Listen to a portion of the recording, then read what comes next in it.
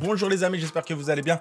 On rentre dans le vif du sujet. Le Bitcoin s'échange à 97 630 $. Oui, tu as bien entendu 97 000 $. Et on est même descendu plus bas. Regarde, juste ici, une autre mèche des enfers. On est parti chercher les 94 000 $. Bon, une grosse chute, on va être positif. Une grosse chute qui a déjà été récupérée pour moitié. Donc, ça va. Bon, après, je suis pas fou. Là, je te parle du Bitcoin. Et toi, je sais que tu veux que je te parle d'altcoins. Eh ben, les altcoins ont sacrément morflé. Bon, il y a eu quelques petites performances intéressantes comme le move qui nous fait un petit 44% sur les 24 dernières heures. Il y a le virtuel sur la dernière heure qui renaît de ses cendres. Bon, j'abuse un petit peu. Mais bon, en tout cas, sur les 24 dernières heures, tu as le Brett qui nous fait moins 13%. En plus, j'en ai du Brett. Bon, après, ça va. Il est à 17 centimes. J'en ai acheté beaucoup plus bas. Mais j'ai du Brett. Du coup, je le paye cash là. On a du Dog Wivat, on a du Iota, on a du... Voilà. Globalement, c'est rouge. Maintenant, la grande question qu'on va se poser, est-ce une bonne ou une mauvaise nouvelle? Enfin, la situation qu'on vit actuellement, est-ce une bonne ou une mauvaise nouvelle? Eh bien, c'est ce qu'on va voir dans cette vidéo. Bon, en tout cas, j'ai tout un tas d'informations à te partager, des informations très importantes. Ça va t'aider à y voir plus clair. On va également parler des altcoins avec le mouvement qu'on vient de voir, le mouvement d'hier soir. T'imagines bien que la dominance du Bitcoin a fortement augmenté. Donc, la question qu'on va se poser, est-ce que la saison des altcoins est déjà terminée? Ou était-ce un faux départ qui va nous pousser aujourd'hui à redescendre? Et bien, encore une fois, on va analyser tout ça en détail. On va aussi parler des ETF, on va aussi parler des funds directs. On va basculer sur TradingView à la fin. La période actuelle est très importante parce que on doit même envisager la possibilité de descendre encore plus bas. Ici, sur la chaîne, on se cache pas. Aujourd'hui, c'est rouge. Que ce soit rouge, que ce soit vert, je continuerai de vous proposer du contenu. Ici, on se défile pas. On s'est jamais défilé. On s'est pas défilé en bear market. C'est pas aujourd'hui qu'on va commencer à parler chinois. Donc, voilà, j'ai toutes ces informations. On va tenter de faire ça en moins de 20 minutes. Mais avant, très rapidement, je te rappelle que la newsletter de la semaine a été envoyée ce week-end. Tu l'as à l'écran, tu as un lien en description. La newsletter est complètement gratuite. Et ici, je te parle du plus gros secret de la crypto-monnaie. Même moi, j'ai appris quelque chose. Franchement, quand j'ai rédigé cet article, j'ai été surpris. Je te parle d'un rapport, un rapport que j'ai trouvé très intéressant. Donc voilà, n'hésite surtout pas à consulter cet article. Après, il y a tout un tas d'autres articles. Ne gâchez pas les pièges, enfin, ne gâchez pas le bull run et les pièges à éviter. Optimisez votre portefeuille crypto. Devenir millionnaire grâce au meme coin. Voilà, tout un tas d'articles. Le lien est en description. Aussi, si tu fais partie du groupe privé, hier, je vous ai envoyé, voilà, je vous ai rédigé un nouvel article, un article rédigé le 9 décembre. Nouveau projet crypto, les 3 pépites à surveiller absolument. Je te parle de 3 pépites. N'hésite surtout pas à consulter cet article. Il va y avoir des projets qui vont bientôt se lancer et des projets que tu dois avoir en tête et que tu dois suivre dès maintenant. Alors, si tu ne le sais pas, sur le groupe Charlie Sedin, je te rédige des articles, je te parle de crypto-monnaie. Tout récemment, je vous ai parlé d'une crypto-monnaie qui a explosé. On a fait un peu d'argent. On pose toujours la question, est-ce que je vais vendre, est-ce que je vais pas vendre? Non, je vais pas vendre pour le moment. Je ne suis pas dans une phase de vente. Mais un jour viendra le moment où je vais prendre des profits et je vous le ferai savoir sur le groupe. Une question que tu as peut-être envie de me poser, comment rejoindre le groupe? C'est très simple. Vous avez été très nombreux hier soir à me rejoindre. C'est très simple. Tu viens sur le site charliesedin.com. Le lien est en description. Tu descends. Tu mets ici ton nom, tu mets ici ton prénom, tu mets ici ton email. Tu auras par la même occasion accès à ma formation qui est complètement gratuite. La formation est juste là. Ici, il y a un onglet groupe privé. Tu cliques dessus. Tu arriveras ici. Et pour rejoindre le groupe, c'est très facile. Tu dois créer un compte sur l'une de ces deux plateformes, soit BitGet, soit BingX. Moi, à titre personnel, c'est des plateformes que j'utilise. BingX, c'est une plateforme que j'utilise tous les jours. BitGet, c'est une plateforme que j'utilise tous les jours. Tu dois ouvrir un compte sur l'une de ces deux plateformes. Tu auras par la même occasion 10% de réduction sur tes frais de trading à vie. Très important parce qu'au final, à la fin, ça commence à chiffrer. Du coup, tu ouvres un compte sur l'une de ces deux plateformes et derrière, tu m'envoies un email à charliesedinofficial@gmail.com avec ton IUD, soit BitGet, soit BingX. Et moi, derrière, une personne de mon équipe, voilà, nous derrière, on pourra te valider. Et une fois validé, il suffira de te connecter à ton compte et tu auras accès, par exemple, aux articles qui sont juste ici. Par exemple, nouveaux projets, les petites moyennes capitalisations. Par exemple, regarde, 8 crypto ISO 20022 à surveiller dès maintenant. La semaine qui a suivi cet article, les crypto-monnaies ont véritablement explosé. Tu as loupé le XRP. Si tu avais eu accès à cet article, tu te serais positionné sur XRP, Algorand. Regarde, je clique dessus.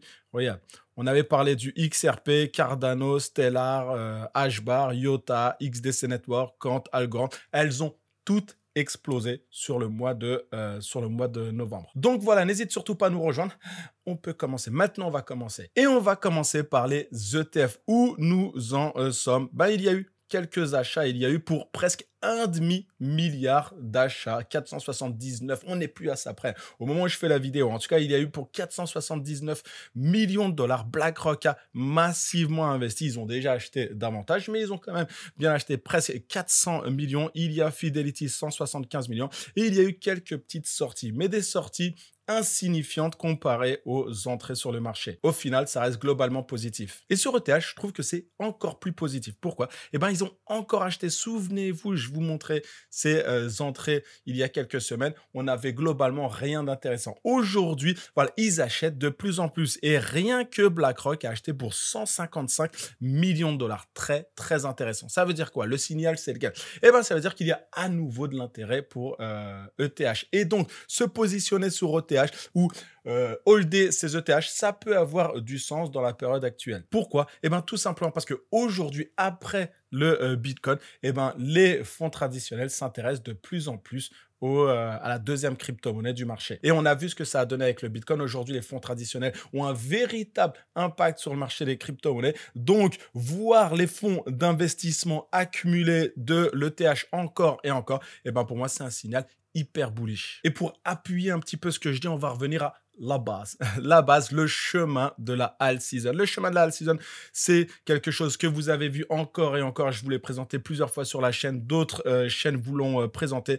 C'est très simple. On a été pendant très longtemps dans cette phase où le Bitcoin, voilà, l'argent va vers le Bitcoin. Le Bitcoin capte l'essentiel des liquidités. Et dans ce chemin, il arrive un moment où les liquidités, voilà, descendent progressivement vers d'autres crypto-monnaies. Et la seconde phase est la phase Ethereum. Donc, imaginons un monde où il y a de plus en plus de liquidités qui alimentent Ethereum. Je pense que ça peut être, je pense que c'est quelque chose qui va bientôt se produire. Petite parenthèse, les amis, sur la vidéo d'hier, plus de 1400 likes.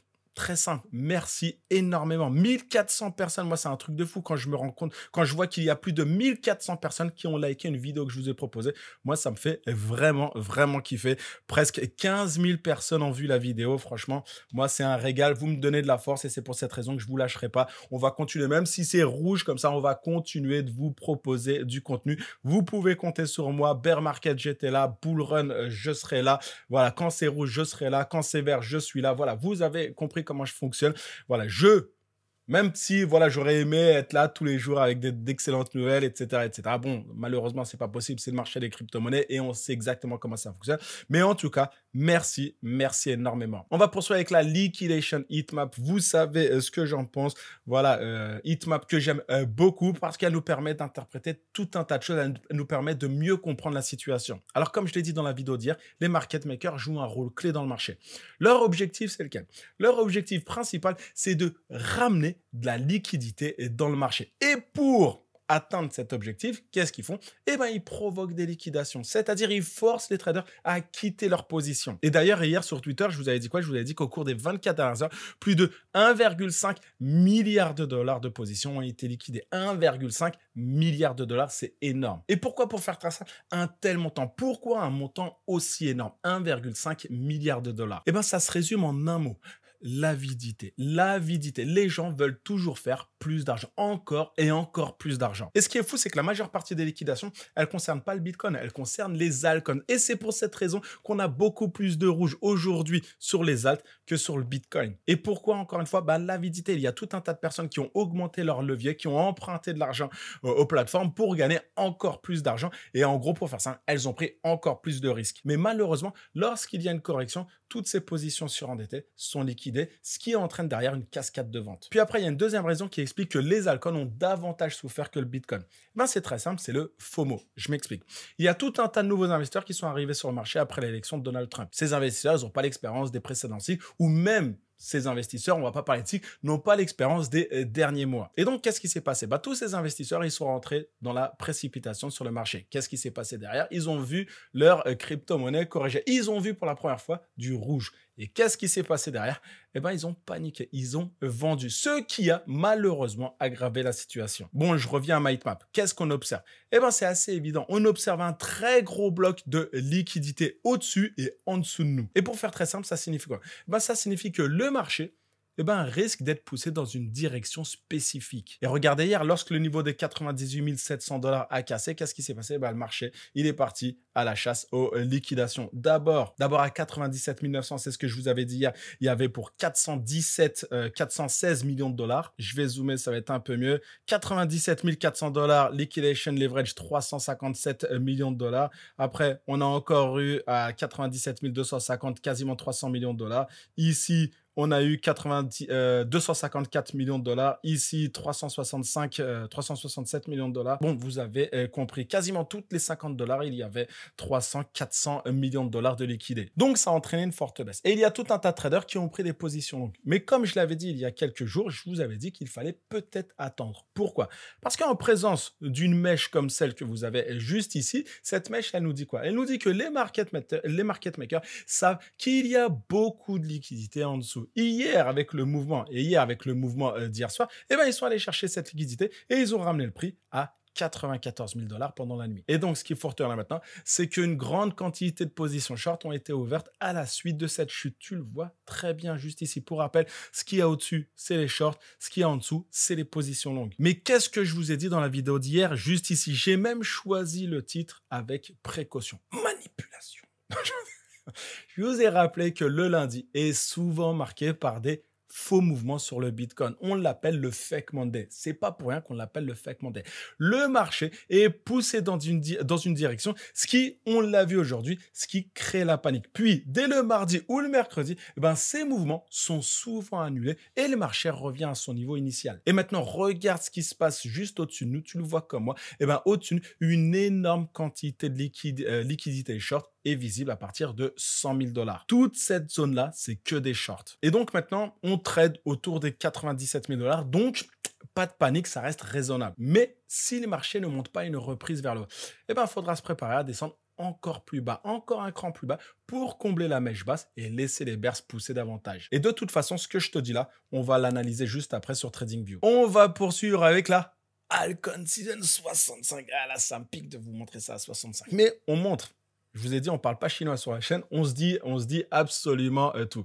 Bon, la Alcon Season, je vous en ai parlé tout un tas de fois. Et selon les données techniques, on était dans, bon là, on ne l'est plus, on est passé à 65. Parce qu'au-dessus de 75, on peut considérer qu'on est en Alt Season. En dessous de 75, on ne l'est plus, pour faire très simple. Et donc, actuellement, on est à 65. Il est parti chercher les 88, très intéressant. Il y a eu tout un débat sur ce sujet. Bon, je vous invite à regarder les précédentes vidéos parce que je ne supprime jamais mes sujets. J'assume tout ce que je dis. Mais aujourd'hui, on est à 65. 65, ça veut dire quoi? C'est que il est parti chercher les 88. Les Alcon ont réalisé de très bonnes performances. Mais aujourd'hui, c'est vrai qu'on observe une petite phase de consolidation. Par exemple, le XRP consolide. Le Solana connaît une légère baisse et entre dans une phase de consolidation plus large. Il y a tout un tas de crypto-monnaies qui consolident. HBAR est également dans une phase similaire. Voilà.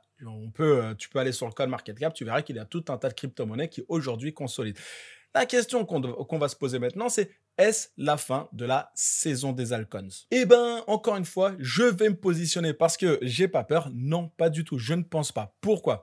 Tout simplement parce que les Alcons ont affiché des performances incroyables ces derniers mois. Elles ont toutes explosé sur le mois de novembre. Le mois de novembre a été très intéressant. Le Solana a bien grimpé. Le XRP a pris 400%. HBAR également. Tout un tas de crypto-monnaies ont très bien profité de cette période. Et donc, tout à fait normal, je pense que je ne prends pas de risque à dire qu'il est tout à fait normal qu'après une hausse aussi spectaculaire, le marché veut faire une pause. Un truc que j'ai toujours dit sur la chaîne, on ne peut pas monter en ligne droite sans interruption. Non, ça n'arrive pas. Et ce petit repli, 65 points, ce petit repli ne marque pas, selon moi, la fin de la Alcon Season. Ça n'engage que moi. Je me positionne, j'ai pas peur de dire ce que je pense. Voilà, il y a d'autres personnes qui veulent simplement relayer les informations des uns et des autres. Moi, je dis ce que je pense. Tant qu'on reste dans une fourchette entre 60 et 80 points, je reste optimiste et je suis convaincu que les Alcon vont bien performer. Donc, ne vous laissez pas influencer, ne vous laissez pas perturber par les discours alarmistes sur les réseaux sociaux qui prétendent